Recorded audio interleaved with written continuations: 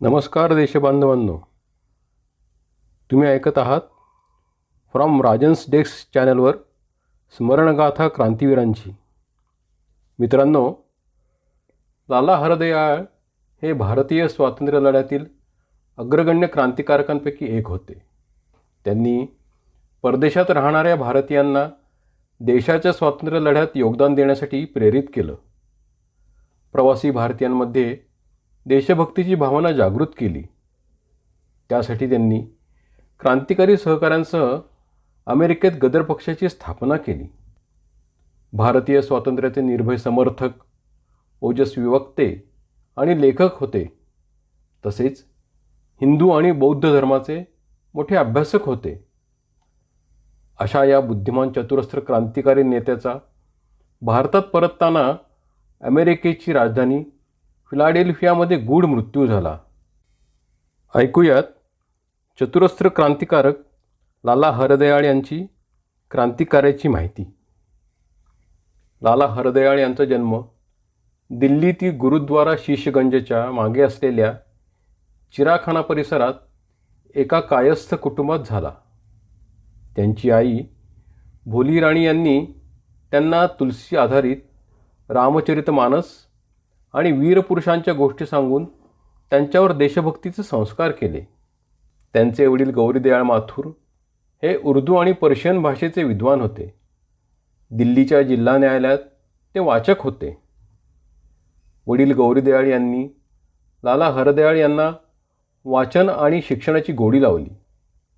लालजींवर लहान वयातच आर्य समाजाचा प्रभाव पडला.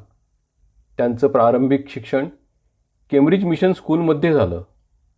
यानंतर त्यांनी दिल्लीच्या सेंट स्टीफन्स कॉलेजमधून संस्कृतमध्ये पदवी प्राप्त केली.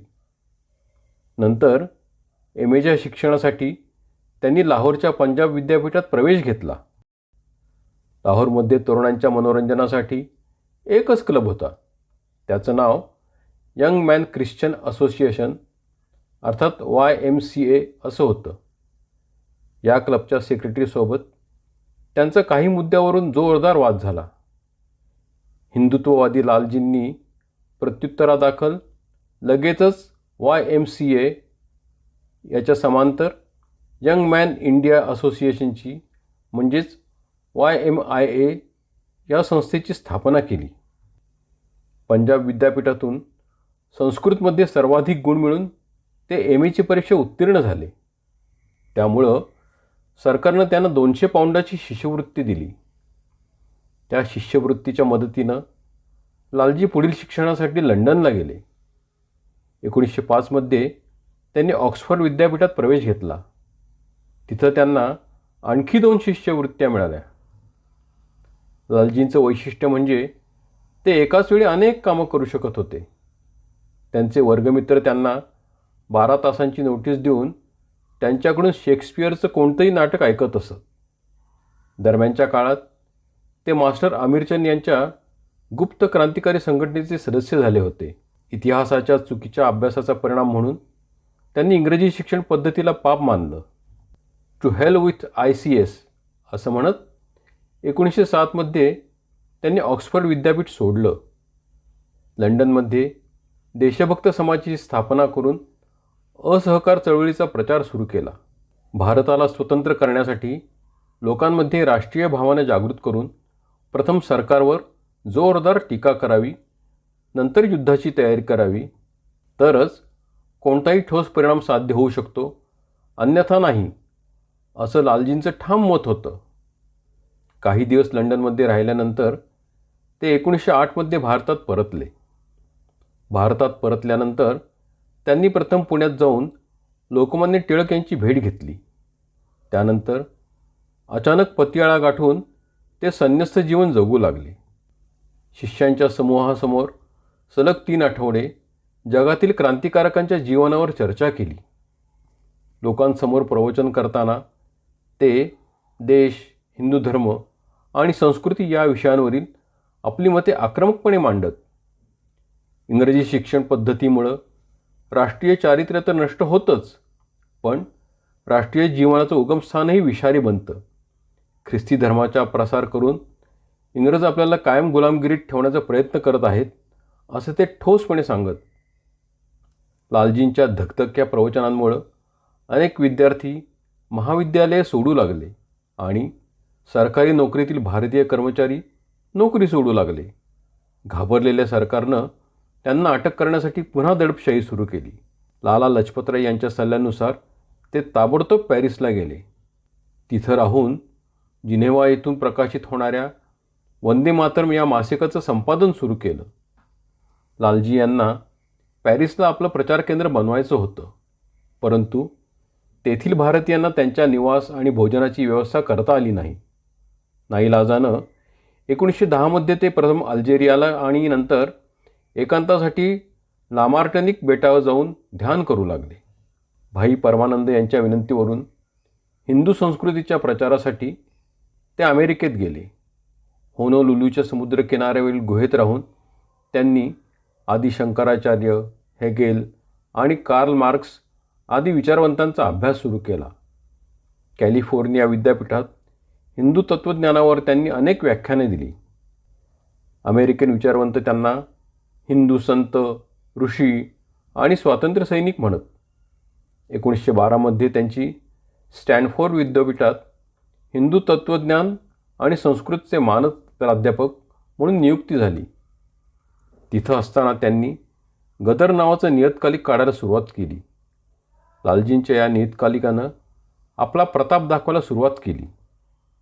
ते ठिकठिकाणी जाऊन परदेशस्थ भारतीय शिखांसमोर जोरदार व्याख्यानं देत असत. त्यामुळं परदेशात राहणाऱ्या शीख बांधवांना मायदेशी परतण्याची प्रेरणा मिळाली. त्यांच्या व्याख्यानांच्या प्रभावामुळं सुमारे 10,000 पंजाबी शीख भारतात परतले.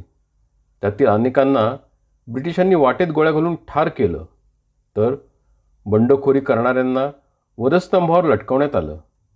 याच काळात भारताला स्वातंत्र्य मिळवून देण्यासाठी 25 जून 1913 या दिवशी अमेरिकेतील सॅन फ्रान्सिस्कोच्या अस्टोरिया या शहरामध्ये क्रांतिकारकांनी गदर पार्टीची स्थापना केली. सोहनसिंह भकना हे गदर पार्टीचे अध्यक्ष होते, तर लाला हरदयाळ सरचिटणीस होते. गदर या पत्राच्या आधारे पक्षाचं नाव गदर पार्टी असं ठेवण्यात आलं होतं. लाला हरदयाळ यांनी अमेरिकेत आणि भाई परमानंद यांनी भारतात क्रांतीची आग पेटवली. परिणामी दोघांना अटक करण्यात आली. भाई परमानंद यांना प्रथम फाशीची शिक्षा झाली, नंतर ती शिक्षा काळ्या पाण्यात बदलण्यात आली.